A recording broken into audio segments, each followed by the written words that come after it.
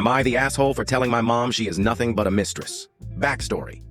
My dad has been dead for almost 4 years. Significant age difference. He was 18 years older, so she was a caregiver for the last 5 years. She is now early 60s. She started seeing a man that she met through FB dating while my dad was still alive. Fast forward. Her and let's call him Bob are together. Bob is from another country but has PR in Canada. They dated for 6 months, and then he moved in with my mom. He has significant health issues and so has not been working. She has been the sole financial provider. He has not had a driver's license, etc. He then brought his family over from other country, which included wife and 3 older children. My mom knew about this but claimed they had been separated for years and there was nothing romantic. Bob brings his family here and moves out from my mom's house into an apartment with wife and children to help them settle. Kept telling my mom it would only be a few months. It has now almost been a full year. They all do multiple activities together, but he immediately stopped showing any affection towards my mom, which was minimal to begin with, as soon as the wife moved to Canada. To complicate matters, they opened a store together in the local mall, selling wares from his home country. I don't believe it's exceptionally profitable, and now my mom, who has a full-time job and should be retiring, is spending many evenings and weekends running the store while he is with his family. But really, like, am I the asshole? Basically said in a baffled state, enough is enough, this isn't a relationship, and told her she was nothing but a known mistress who his wife is tolerant enough of to keep around as a cash cow. AITA? Do I just let it go and let her live in this delusional state? I'm worried it's going to have some serious financial, emotional, and mental consequences. Am I the asshole for inviting my son's entire class except for one child because of his autism? My son's 10th birthday is next Saturday, and me and my husband have been planned a party for him. To make sure we gave everyone enough time, we got invitations ready 2 weeks in advance, and I had my son pass them out Friday. We invited everyone in his class. He goes to a small private school, so there were only 15 kids to invite. Except for one child well called David. The school my son goes to has a program for special needs kids where they are put into a normal class once a week. David is a high-functioning autistic child who was put in my son's class to help him socialize and to help the other kids learn to not discriminate against special needs people. From what I know about him and his mother, they are just doing their best, and I have nothing against either of them. However, there have been incidents with David before. Last year, through friends, I had heard that David had a meltdown at another party he was invited to. I don't know if I believe it, but parents who were there say that it was because he wanted to open presents like the birthday boy and when told no, freaked out. There are other logistical problems as well. The party will be in a loud arcade, so in the end, I decided to not invite David. Well, after my son passed the invitations, word spread around that we had excluded the special needs child in his class. This got back to David's mother, who called me last night and confronted me about this. She told me that I am awful for excluding her son, and that I'm teaching my son to discriminate. When I brought up the logistics and the past incident, she told me that I'm an asshole for assuming what her son can and can't do before hanging up. I woke up this morning to a passive-aggressive post by her, and many other parents are siding with her. I just want my son to have a good party and didn't mean anything by this. Am I the asshole? Am I the asshole for saying no to hosting my SIL and her additional needs kid overnight again? A few months ago, my sister-in-law and her daughter, who is 3, came to stay with us for nearly a week because she is getting assessed for autism in our state. I had suggested to my partner that they stay in a hotel, even offered that we cover the costs, because my SIL is what I could only call a free-range mom. She is struggling and is likely trying to do whatever will make the day go by. Anyway, they visited, and we have a 4-year-old son. He has his routines, we have our rules at home. Aside from our weekly movie night, he doesn't access any other screen time and doesn't have a personal device.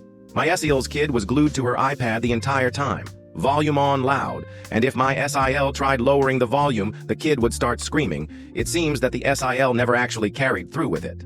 We tried to be accommodating. She sat at the dinner table with us for dinner on her iPad. Our son was very curious. And at first we were like, this is a good opportunity for him to understand some people do things differently for whatever reason. But by day 3, it was clear that this wasn't just about the kid getting used to a different environment. It was full-blown chaos. Constant screaming and banging well into the night, the iPad on loud until nighttime too. It kept everyone up. We have a large 5-bedroom home and we all stayed up because of it, including our son, who could not sleep until he asked to stay in our room. I occasionally WFH, but just couldn't, and had to leave. The lack of boundaries extended to other areas too. My SEL would say she was stepping out for a walk and be gone for hours, leaving her daughter with us with no heads up or prep. And I want to be clear, I have so much empathy. I know parenting a child with additional needs is exhausting. I know she likely never gets a break, but I didn't sign up to be free childcare. especially when we were already hosting them, driving them around, buying a lot of additional frozen food and snacks that we never keep at home so that the daughter could eat, all while trying to maintain some structure for our own kid. My partner and I argued about it afterward. He felt I was being too harsh. I said, if they need to come again for another assessment, we either book and pay for a hotel if they really can't afford it or set very clear boundaries about what kind of help we're able to offer and stick to them. Now, my SIL needs to come to our state again and has asked to stay for the few days she is here. My partner thinks I'm being unkind and unsupportive, but I honestly think we did everything we could last time, and hosting again is just too stressful. So I said no. Am I the asshole for saying no to hosting them overnight again? Am I the asshole for sneaking out and causing my sister to lose her job? My sister is 33, female, and I'm 14, female. She had a baby 3 months ago. I just got out of school for the summer and really wanted to rest, but my sister decided she wants to finally get a job. Now she's making me babysit my niece. I have zero experience with babies, and I get overstimulated easily. It's been really hard for me. I asked her if she could put the baby in daycare or something, but she refused. I decided to just suck it up, but it's been exhausting. I have insomnia, and it's hard to sleep when I feel like I need to be awake 24/7 to watch the baby. I'm constantly scared something might happen if I fall asleep. I told my mom how I felt, but she said I just have to deal with it. Both my parents work, so I'm left alone with the baby for hours almost every day. A few days ago, I got tired of everything. The night before my sister got ready for work, I snuck out and went to my friend's house so I wouldn't have to deal with it and could finally get some sleep. When I came home that morning after I saw all the missed calls and messages, and my mom and sister were really mad at me. They said I was being selfish and lazy. My sister even quit her job because I told her I'd leave again if she kept making me babysit. I definitely felt bad after. It feels like my whole family is barely talking to me except for my dad, and even he said I shouldn't have done that. Also, I love my niece. This isn't hate to her. She's adorbs.